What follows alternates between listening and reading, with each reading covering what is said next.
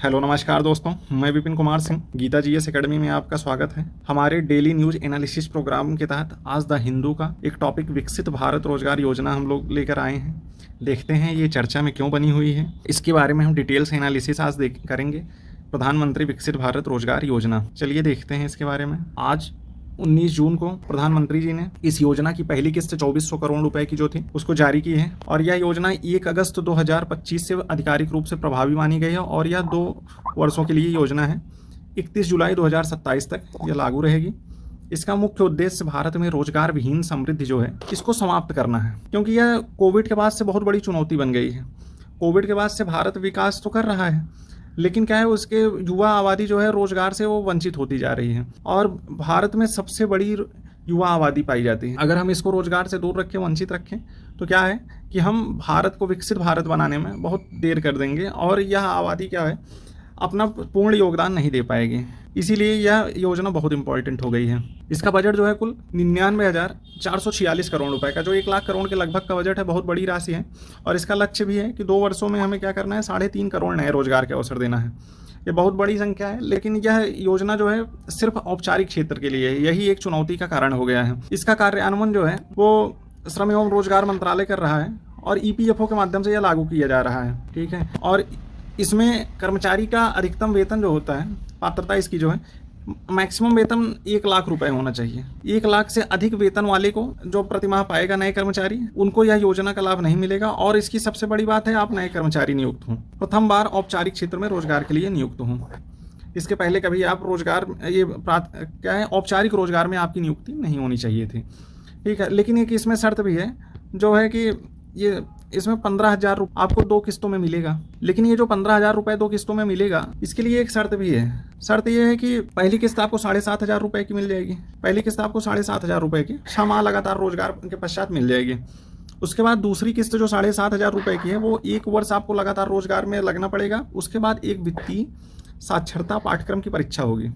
इसको पास करने के पश्चात ही यह बकाया 7,500 रुपये मिलेगा। यह जो पाठ्यक्रम रहेगा इतना टफ नहीं रहेगा। इसमें आपको ये सिखाया जाएगा कि आप अपने जो इनकम है उसको कितना अच्छे से इन्वेस्टमेंट करके और उससे अधिक धन बना सकते हैं।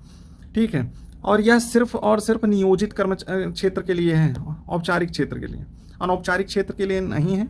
और दूसरी बात यह है, जो इसमें 15,000 रुपये मिलेगा, यह आपका अधिकतम वेतन जो रहेगा उसके हिसाब से, मतलब 15,000 रुपये ही मिलेगा अधिकतम। ठीक है, या तो आपका जो वेतन मासिक रहेगा अधिकतम, अगर वो 15,000 रुपये से कम होगा तो वो मिलेगा। मान लीजिए आपका वेतन 10,000 रुपये है, ठीक, 10,000 रुपये आपका मासिक वेतन है, तो आपको 15,000 रुपये नहीं मिलेगा, आपको सिर्फ 10,000 रुपये ही मिलेगा। ठीक है, जिसका 15,000 रुपये या उससे अधिक वेतन होगा उनको ही 15,000 रुपये प्राप्त होगा। और इसमें चुनौतियां भी बहुत हैं। इस योजना, कोई भी योजना लागू होती है तो उसके पीछे चुनौतियां बहुत ज़्यादा रहती हैं। सबसे बड़ी चुनौती है कि भारत में रोजगार जो है वो 90% मैंने बताया अनौपचारिक क्षेत्र में है। ज़्यादातर रोजगार सब अनौपचारिक क्षेत्र में है, तो इससे क्या होगा, बड़ी संख्या में लोग इससे वंचित रह जाएंगे। बहुत बड़ी आबादी क्या है तो इस योजना का लाभ नहीं ले पाएगी। और कंपनियां एक फ्रॉड भी करती हैं। कुछ कंपनियां क्या करती हैं, वो अपने पुराने कर्मचारियों को ही नया दिखा देती हैं और उनके बदले जो 3,000 रुपये मिलेगा उसे भी ले लेती हैं और इनको नया रोजगार भी नहीं देना पड़ता है, उसी से इनका काम चल जाता है। तो ये एक भारत सरकार के लिए चुनौती रहेगी, इससे भी निपटेगी सरकार। देखिए क्या व्यवस्था करती है प्रबंध।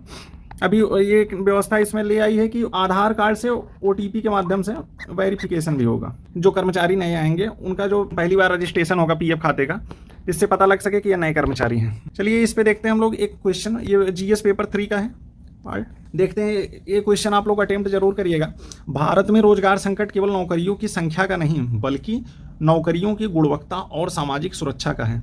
देखिए इसमें मेन ये है, कोर नौकरियां तो बहुत मिल जाएंगी, लेकिन क्या उसकी गुणवत्ता अच्छी रहेगी, वो सामाजिक सुरक्षा प्रदान करेगी। गुणवत्ता का ये समझिए सेंस, जैसे आप कहीं पे रोजगार में लगे और आपको 3,000 ही सैलरी मिल रही है, 5,000 ही मिल रही है, आप इससे क्या अपने परिवार का भरण पोषण कर सकते हैं? तो ये गुणवत्ता सही होनी चाहिए। मान लीजिए आप B.Tech पास आउट हैं और आपको किसी 4th क्लास के चपरासी का कार्य मिल जाए, तो ये भी आप प्रच्छन्न बेरोजगारी से ग्रसित रहेंगे। मतलब इसकी भी गुणवत्ता सही नहीं है। और सामाजिक सुरक्षा भी होनी चाहिए, नहीं तो हो सकता है आप जहाँ पर रोजगार पाएँ वहाँ वायलेंस की घटनाएं हो, चोरी हो और मानवीय दशाएं भी सही ना हो सकता है पंखे ना हो, पानी ना हो, टॉयलेट ना हो, और महिला सुरक्षा भी देखना पड़ेगा। तो ये सारे मुद्दे उभर कर इसमें सामने आएंगे। तो क्या ये जो प्रधानमंत्री विकसित भारत रोजगार योजना है, ये दोहरी चुनौतियों से निपट पाएगी? कैसे निपटेगी, इस पे चर्चा करनी है। आप लोग इस क्वेश्चन को जरूर अटेम्प्ट करिएगा खूब अच्छे से, और कमेंट सेक्शन में जो आप लोग आंसर लिखेंगे उसको अपलोड कर दीजिएगा। हम क्या करेंगे, एनालिसिस करके आपको वैल्यूएट कर देंगे। ठीक है, तो धन्यवाद। आप लोग हमारे कार्यक्रम से जुड़िए। हम डेली ऐसे ही किसी एक टॉपिक पे जो न्यूज़ में रहेगा उस पर वीडियो लेकर आएंगे, आप लोग ज़रूर देखिएगा। धन्यवाद।